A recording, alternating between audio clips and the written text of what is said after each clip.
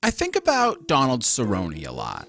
It's not an insane amount. I don't just sit around pondering what Donald Cerrone's lanky bald ass is doing all day, but it is more than you'd think. As a chronic reminiscer who obsessed with MMA through the 2010s, I think about a lot of stuff you wouldn't think was common. Like, sometimes I think about Benson Henderson versus Brandon Thatch. How Benson Henderson dogged on a takedown attempt for like 45 seconds on a guy twice his size to set up the fight-ending submission. I think about Sam Stout and how his nickname was Hands of Stone, and I don't think I ever saw him get a knockout win. But then one time, I saw him fight in Montreal against John Makdessi, and he got cheered over Makdessi because Stout is a very popular fighter in Canada. John Makdessi is also Canadian and trained at TriStar in Montreal. Even among all these random tidbits, with the synapses firing at all times, I still come around to Donald Cerrone now and then.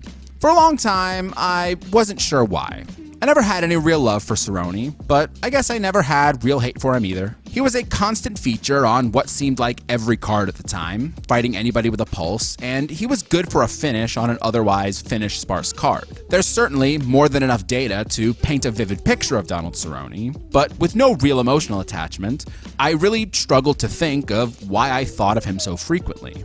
But then, I found a reason to explore. Donald Cerrone is not an especially loved fighter in 2026, and I'm not sure what the cause for this is. Make no mistake, he was never nearly as beloved as you'd think in the 2010s for a finish-prone fighter who constantly suited up, but the near-unanimous hatred for Cerrone online that I see does confuse me a bit. In my experience, I've narrowed it down to 3 camps. One camp does not like that Donald Cerrone is an enormous piece of shit personally, with a laundry list under controversies on Wikipedia, filled with accusations of racism, sexual harassment, and homophobia. I find this camp to mostly be Reddit, because my vision of MMA fans being enormous Nazis who demand that fighters be more homophobic and racist doesn't exactly jive with fans thinking Cerrone isn't based for this. One of the other camps are people who have gotten into the sport since 2020. I find that this is mostly enormous Nazis, but also random folks who got drafted along with the Nazis, and hey, what are you gonna do about that? This camp sees Donald Cerrone get prominently featured for a few years, exclusively lose, and only hear about how much of a dog he is. So, in their experience, Cerrone is just this bald old moron. Why is he getting praised? Now, if you're listening to this, you might ask, hey, why would anyone praise Cerrone if he is a piece of shit who ended his career on 100 losses? Who is this praising him? Please stop making up a guy. Well, that brings me to the third camp. The people who have decided to valiantly stand in defiance of the UFC inducting Donald Cerrone into their Hall of Fame in 2023. Now, the thing about the UFC Hall of Fame is that it is not an achievement. It's a list of stuff Dana White likes. In fact, I'm pretty sure the only thing he does in the UFC now is choose what goes into the Hall of Fame, which is why it looks like that. But for this camp, I do understand it. If Donald Cerrone is going to be put into the UFC Hall of Fame alongside Jose Aldo and Anderson Silva, then he deserves scrutiny as part of that class.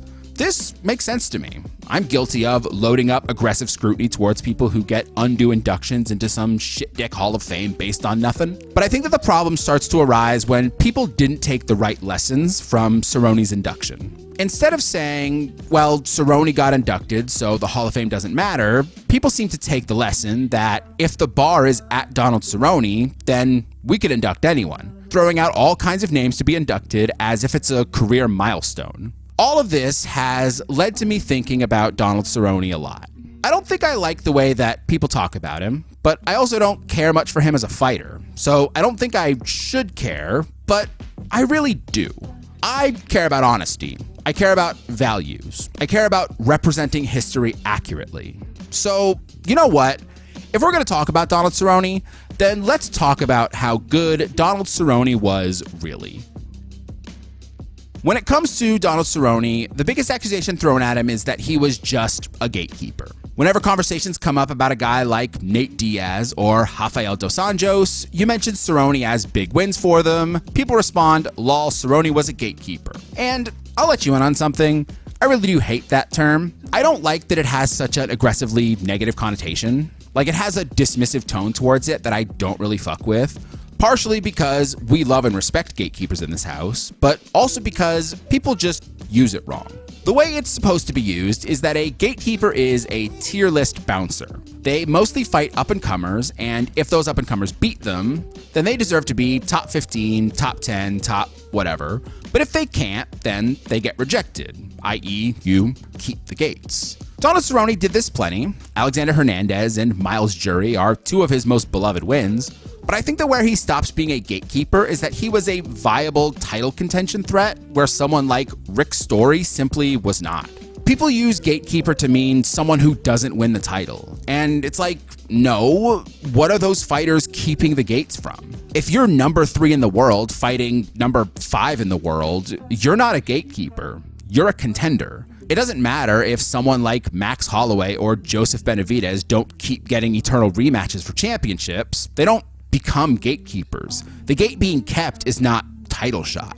I think that this occurs because there's not really a term for contender who tries climbing the division but fails. Like, Michael Bisping wasn't a gatekeeper. He was a guy who got gate kept, but I don't know a pithy term for that. So a lot of people just default to gatekeeper, and I find it to be reductive and stupid. Donald Cerrone is not a gatekeeper. He wasn't a journeyman, he wasn't a can crusher, he was a super normal fighter who was below championship level, but above middling contender for a solid amount of his career. When we talk about Donald Cerrone, we have to talk about what his peak was, or rather, we have to talk about his championship window. The term championship window largely comes from team sports. It's that period where everything is kind of right for a team to contend. They have the right players, the right coach, their immediate competition is not exceedingly better than them, but those things might not remain the same forever. So right now, they have this window of championship viability. It doesn't translate directly to MMA because it's individual and you can be worse but get a title shot at the right time for you, and I'm not really sure how this translates into the metaphor. But I think that it's a close enough conversation to have because not everybody has a window. Take someone like Jim Miller, beloved journeyman in the lightweight division. Jim Miller was not always a journeyman, but instead he was a solid contender, going 9-1 in his first UFC fights and getting some good wins in the process. Jim Miller's status as a solid contender changed in 2011, when the WEC was absorbed and the top of the lightweight division was suddenly crowded with a bunch of talented fighters. Jim Miller's deficiencies as a rising contender were on full display when he faced former WEC lightweight champion Benson Henderson and got throttled. After that, Miller was never a serious contender again. His championship window existed for about 1 year. In 2010, Jim Miller gets good wins, and the division was mostly just Frankie Edgar and Gray Maynard, who were Miller's only 2 losses. But once the WEC guys come over, we've stopped talking about Jim Miller in title conversations. Lightweight just wasn't a place for short, kind of good well-rounders at the top level anymore. We were moving off of that shit. In contrast to this, Donald Cerrone has a pretty solid championship window. It's a little harder to gauge based off of pure numbers because he did just fight all the time, but I'll provide some context. When Donald Cerrone came into the UFC, he was 13-3 and spent 2011 running the mid-levels pockets for all they were worth, quickly going 4-0 before losing to Nate Diaz. He spent the next 2 years essentially doing the same thing. He feasts on middle-of-the-road guys, fights higher-ranked fighters, and then loses. But outside of the Anthony Pettis fight, Cerrone had legitimately improved a lot. His 2013 loss to Rafael dos Anjos is generally considered very contentious. His performances against KJ Noons and Evan Dunham were phenomenal, and going into 2014, he had a really solid string of momentum, which he would translate into an insanely good year, going 4-0 with finishes over Adriano Martins, Edson Barboza, and Jim Miller before spoiling the UFC debut of Eddie Alvarez. 2015, his momentum keeps going, throttling undefeated prospect Miles Jury, easily crushing John Makdessi, and getting a bad decision over Benson Henderson before rematching Dos Anjos, this time for the title. In that title fight, he would get destroyed in a minute, but honestly, that's an insane run-up.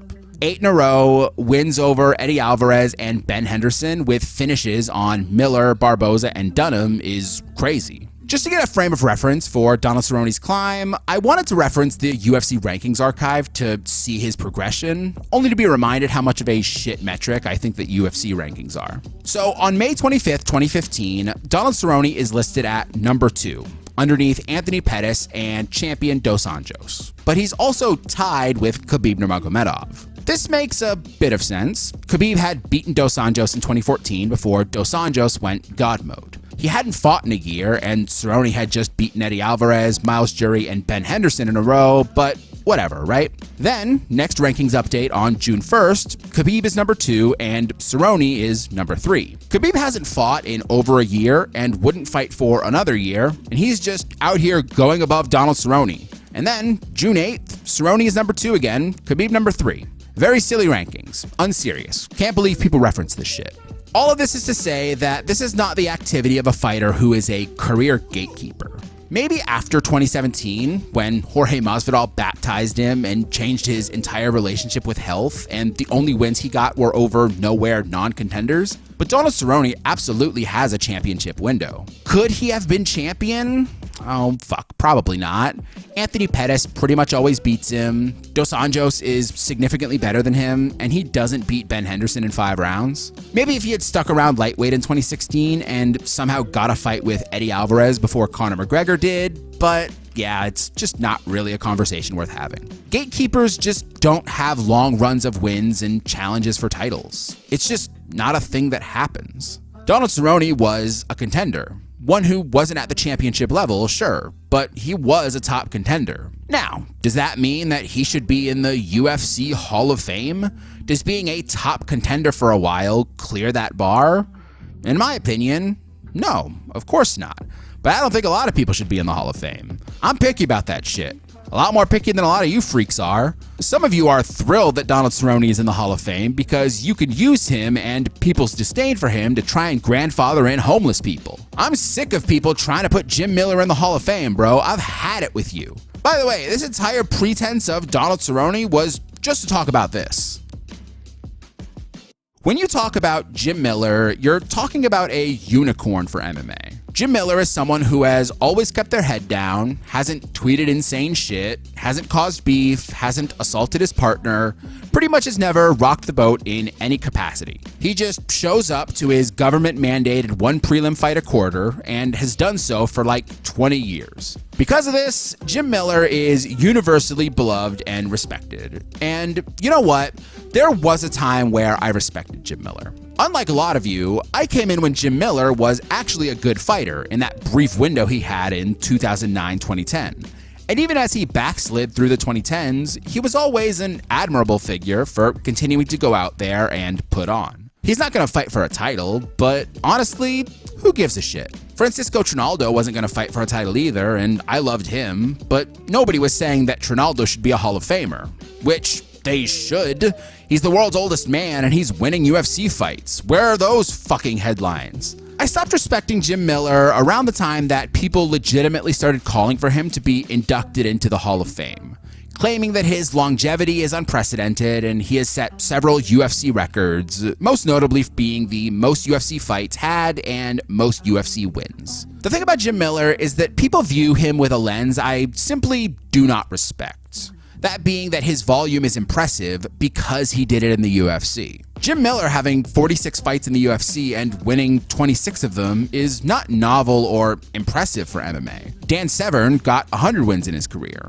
But because Jim Miller is doing it in the UFC, where the best fight the best 3 times a year, all of these fighters are inherently better than anyone Severn was fighting. I respect Severn's longevity, even if I don't really rate it because he was beating milkmen and plumbers, but still, he did that. Jim Miller has also done that, but he's not beating good fighters, so I don't care that he's doing it in the UFC. The last good fighter Jim Miller beat is probably 2012 Lozon. Since then, he spent 14 years racking up fights against whoever and wins against cold bodies, and they just get colder and colder every win, but because of his longevity, he should be considered for the UFC Hall of Fame, with the argument of, well, Donald Cerrone is there, Miller deserves it too, pushing it over the edge.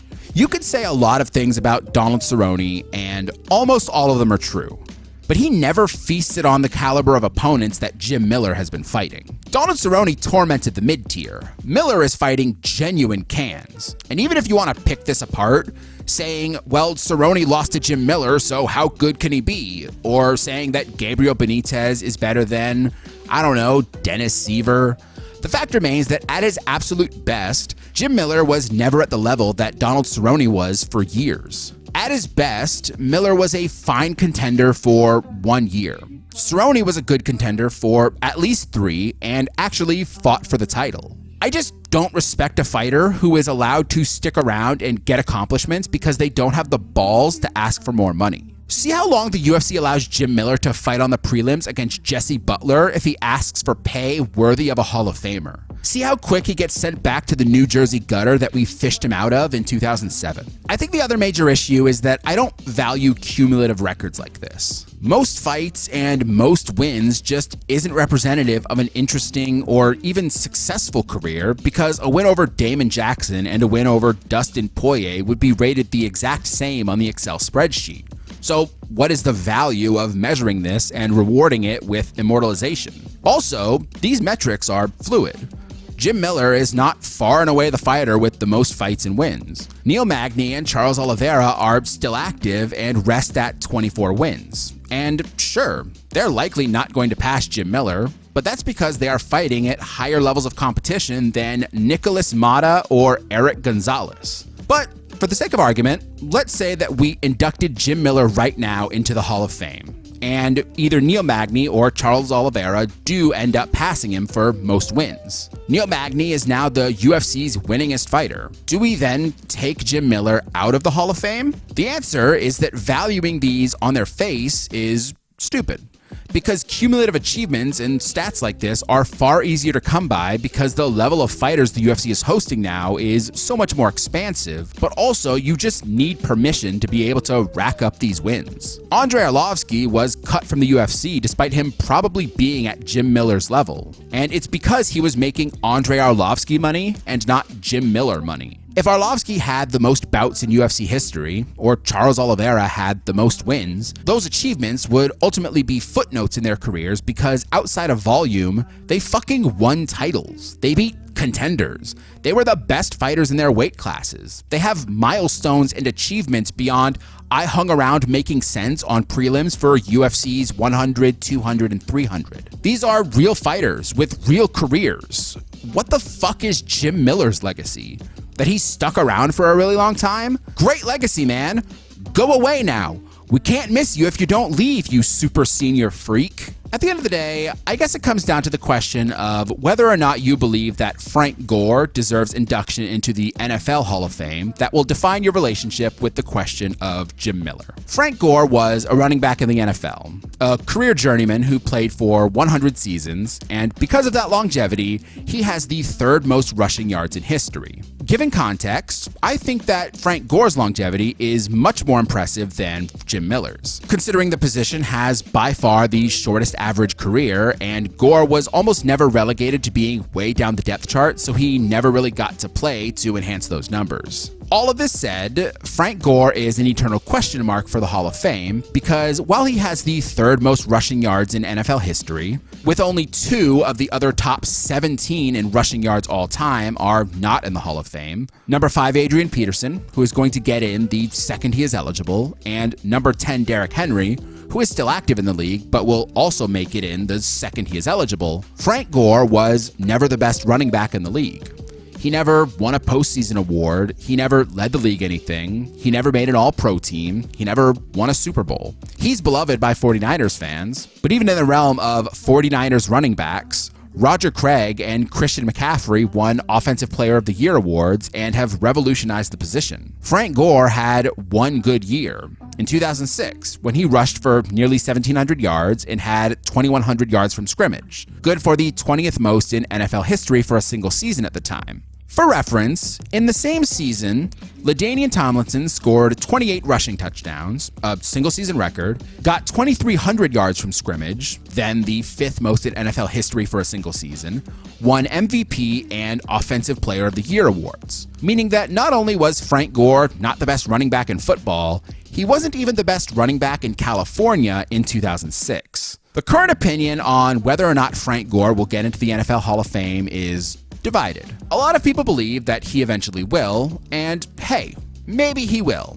eventually. But if you put him beside pretty much any player in the Hall of Fame conversations from his time playing, he would not deserve to be in over almost any of them, because he doesn't have achievements outside of third most rushing yards all time. In the same vein, Jim Miller has no career accomplishments outside of volume. Sure, Donald Cerrone is in the Hall of Fame, and yeah, that shouldn't happen. But trying to grandfather in Jim Miller, a worse fighter in every metric besides longevity than Donald Cerrone, is nothing short of stupid. The differences in Jim Miller and Donald Cerrone for the Hall of Fame is almost entirely PR. Jim Miller is beloved, Donald Cerrone is not. Cerrone is in, so people want to celebrate Miller. Will Jim Miller make it into the UFC Hall of Fame? I don't know.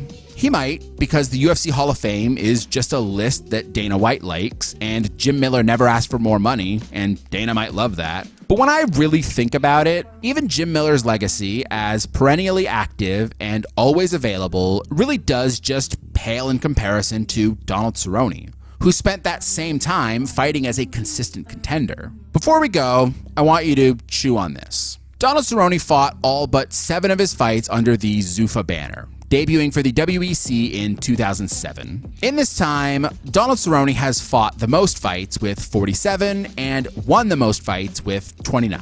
Now you might say that we shouldn't count WEC fights, they're UFC records. To which I say, that's so fucking stupid. WEC was absorbed into the UFC. Donald Cerrone's record for the WEC was entirely accumulated while under the same umbrella as the UFC. The featherweight and bantamweight championships became the UFC championships, and the WEC fighters at lightweight went on to define the division for the next several years. If the NFL can recognize AFL statistics after their merger, and baseball can finally recognize the stats put up in the Negro Leagues, then achievements in the WEC can be considered for UFC records. When Donald Cerrone stopped fighting after July 2022, he ended his career tied for the most bonuses in UFC history with Charles Oliveira, which Oliveira has since eclipsed. But if you count WEC post-fight bonuses, which got introduced after Zuffa purchased them, then Donald Cerrone holds 23, the most all time. Cerrone retired having recorded the most knockdowns in UFC history with 20,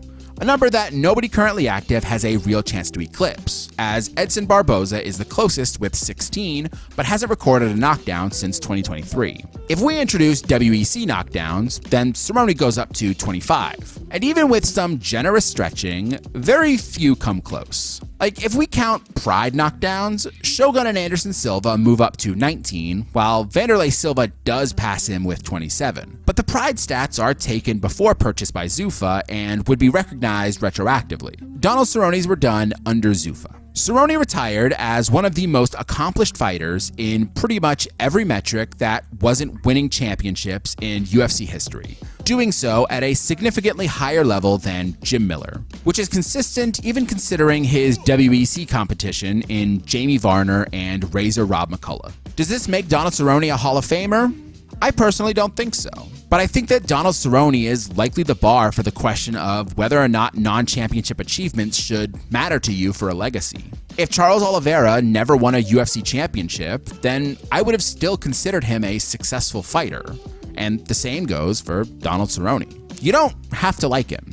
You don't have to like Jim Miller less. But when we talk about success levels and immortalization and celebration for an MMA career, Donald Cerrone deserves it so much more than Jim Miller. And it's not even a real conversation to be having. I